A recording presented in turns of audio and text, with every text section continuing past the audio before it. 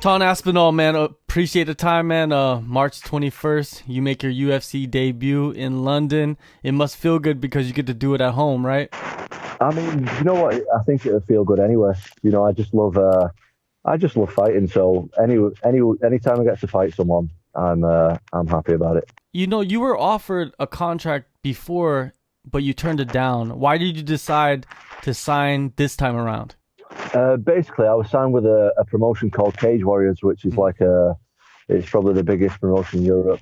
Oh, it's one of the biggest anyway. And I was struggling to get regular fights on Cage Warriors. I had a 5 fight contract with them. I had 2 of my fights done, and on my last fight, my opponent changed like 4 or 5 times, and the matchmaker just came to me this time, and he just said, "Look, we're going to be struggling now to get any opponents going forward. So um, obviously, I want to fight as much as possible. So I had to go to the UFC." All right, well, perfect solution, to a simple problem. I see that you have this mini documentary that they're filming on you coming out pretty soon. During fight week, it's being released, right? I think he said it's going to be released this weekend. So yeah, just before fight week. All right. Well, how was that the first time being followed around so much? With the cameras and all of that. Was it kind of weird for you? You know what? I'm pretty comfortable with the cameras. I don't know why. I don't know. I've no idea why, but I am. No, it was fine. It's something. I've always been in high level training camps and stuff. So I've always had a lot of cameras around me anyway, even if they weren't particularly on me. So just something I kind of got used to over the years. Your debut, right? UFC London. You were first pitted against Rafael Pezao. Then they changed it to Jake Collier. How do you feel about this matchup with Jake? I don't really know what to expect from him, to be honest. I know it's his first fight at heavyweight. That can make a big difference, and he's had a couple of years off. So I'm not really going off into the fights too much because he's been a bit inactive. So I just come off a couple of years off myself, so I was completely different after I came back from that. So I don't really know what to expect at this point, but I know he's a veteran. I know he's had 6 UFC fights, so he's very experienced. And from what I've seen of him, I'm impressed with him, so should be good. Yeah, you said, I noticed that you did take a couple years off and you came back and you did very well, getting knockout after knockout. Did you feel the cage rust, though, when you first got into the cage, No, walking out and all of that? no. I think stuff like that is just something that you just manifest in your own mind. To be honest, I didn't feel that at all. I think stuff like that is all to do with your mind. It's nothing physical. I mean, it becomes physical if you let it manifest in your mind. But I just felt pretty. I wasn't really particularly nervous or stressed or anything. I just got in there and felt normal. So that was fine for me. I know other people have experienced it, but me personally, I felt fine. Jake Collier, he started his UFC career as a middleweight and slowly went up weight classes, went up to light heavyweight, and now he's going to make his heavyweight debut against you. Do you see that as an advantage? I don't know. It's gone a couple of ways with people moving up in weight. Sometimes people it looks like an easy transition, and other times it's difficult for people. I don't think it's as easy as people think to move up in weight, because unless you're cutting loads of weight, because if you imagine just putting 20 kilos on and going for a run, like that's a lot of extra weight to carry, and I don't think people anticipate that unless you're killing yourself to make weight. But he did make middleweight, so I don't know where he's at. I don't know. It's hard to say. For yourself, it seems like there's a lot of heavyweights that kind of carry that extra pounds, during training camp. But it seems like you stay pretty slim throughout the whole camp, through your fights, everything, right? Do you keep a steady weight all the time? My weight fluctuates quite a lot, actually. Oh, Goes really? up and down a lot. Yeah. I think I'm just like a naturally. See, I look quite lean. A lot of people say they don't realize how big I am until they stand next to me, because I think I'm quite in proportion. Like a lot of heavyweights, they'll have for example, they just have big shoulders, so they look bigger than they are. But everything with me, I think, is kind of in proportion. So I think I'm naturally like a heavier guy. But when I'm training my weights, it's mid-range, really. It's quite low. Oh, yeah, because, I've never met you in person, but from watching you on, the internet and on TV, it seems like you stay pretty slim through the whole the whole process, you know? No, I mean I do train. I train Hmm. if I've got to fight or not. But if I'm injured or something and can't train, your weight will go up pretty quick. Oh, definitely. I think that's everybody, right? Yeah, that's true. That is true. Now, you work closely with Darren Till, of course. Everybody knows that. But who are the other guys that you work with during this camp? I work with a lot of different guys, to be honest, in this camp. Like you say, I work with Till. Basically, with this camp, I was sparring my teammates as always. I've got there's a big Lithuanian guy who I train with on a regular, and he's like a lot bigger and stronger than me. So just to have him to train with regular is perfect because he's just massive and really strong. And then I've been going to a couple of other places to do some boxing sparring, a couple of Thai boxing spars I've got in. Just a different looks, just anything that I can to have big guys and feel that power. Do you know what I mean? Just anything that I can. You're heading into your UFC debut. Have you made any changes to your training routine or, maybe your diet or anything else? Yeah, I have actually changed my diet. My training routine's the same. It's just I've been running a lot more because I want to get my cardio up to 100%, and I've actually stuck to a diet for the first time ever. So we'll see how I feel with that. But I've always I can be the first person to say that I've always trained like a professional, but I've never lived like a professional until this time. I've never took rest serious. I've never took recovery serious, and I've never took diet serious either. I've always trained really well. You can ask the coaches that, but outside of the gym, I'm not 100% focused. I've always said I'm a professional athlete for like 2 hours of the day, 3 hours of the day when I train, and then the other like 22, 23 hours, I'm like, 21 hours, I'm just living like a normal guy. But this time I have really made sure that I get my recovery in, and I get my sleep in, and I get me good food in to recover properly. And this will be a big change, I think. Are you doing like the cryotherapies or cupping, or what are you doing for the recovery stuff? To be honest, just bits of that. I've not done stuff like that regular.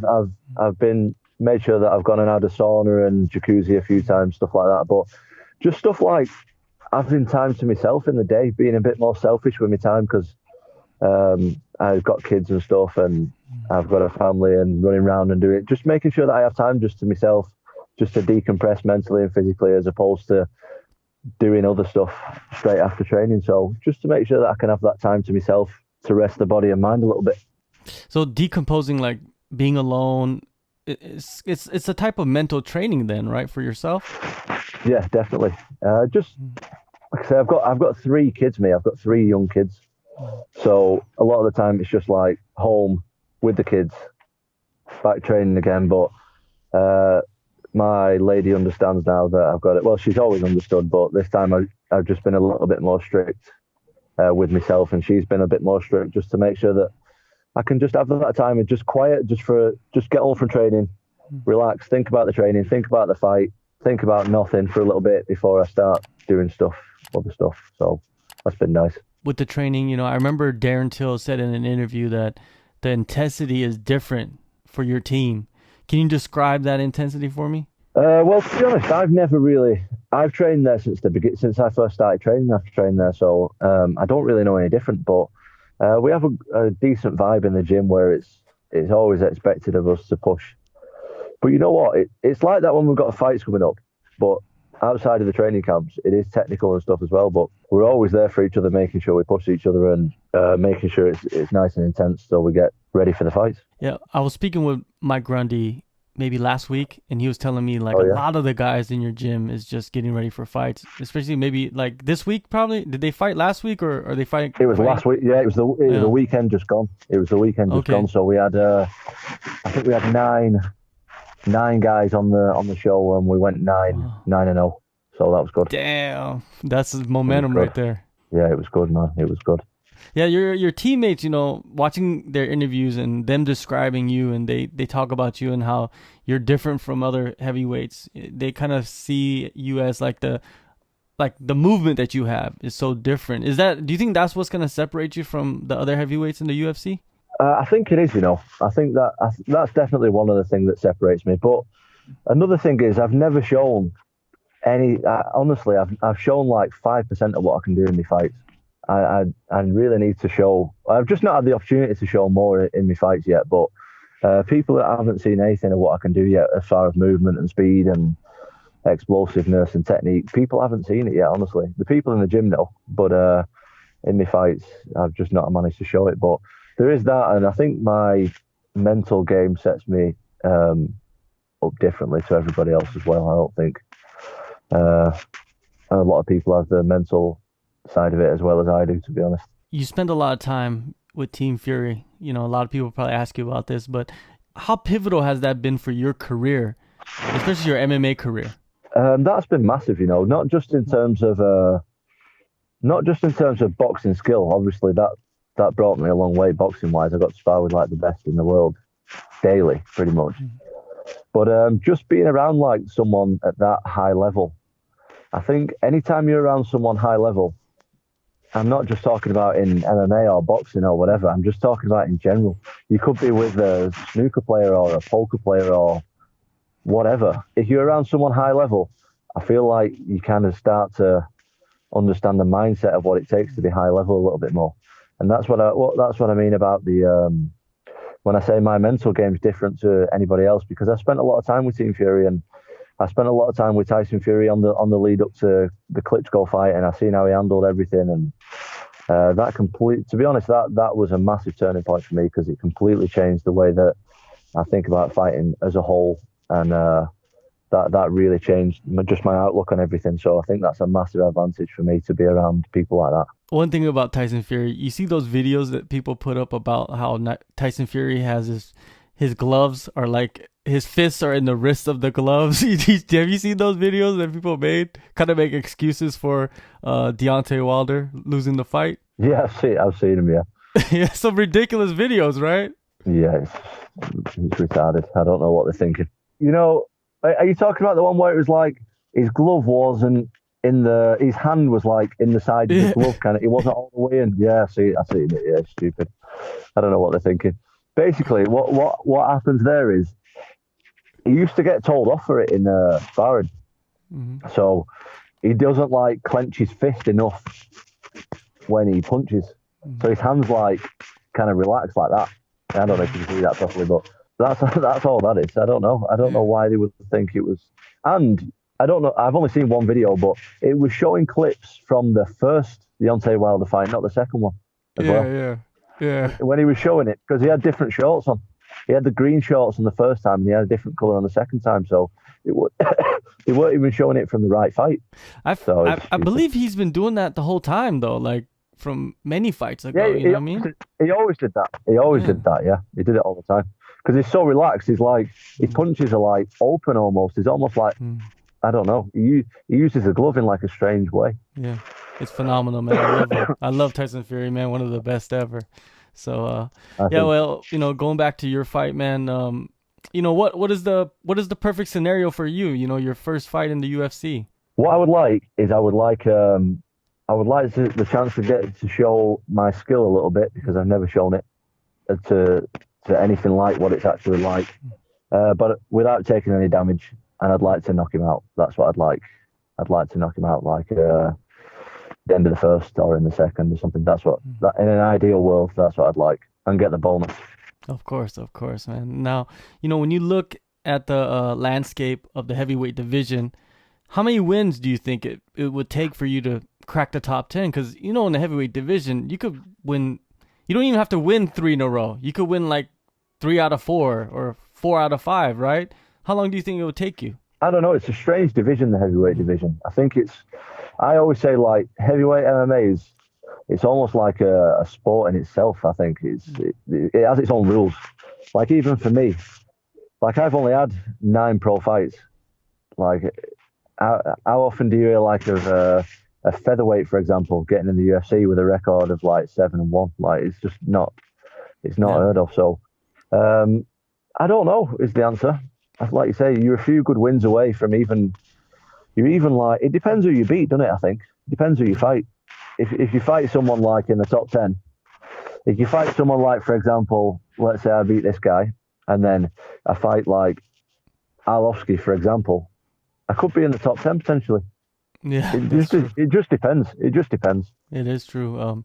Do you see anybody that you would like to fight? Because there's a lot of guys that are kind of at the tail end of their careers.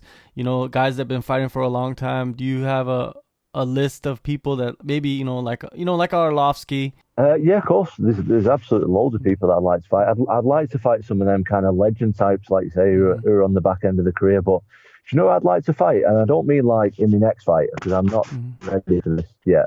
I want to have a bit more experience before I fight. But have you seen the Russian guy, Alexei Olinek or something like that? Have you seen that guy? Oh, okay. Yeah. You know who he is, don't you? Is that his name? The older looking guy. He looks old. Yeah, Olenek, he's the one with the submission. He has like 80 fights. Yeah, that's the one. I'd like to fight him because no, I don't mean yet because I think I'd like a few more fights before I fight him. But I'd like to fight him because on the TV when you watch him, he looks terrible, but he still wins.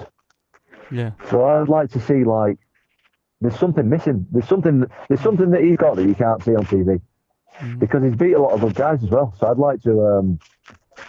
like to see what he's got that you can't see.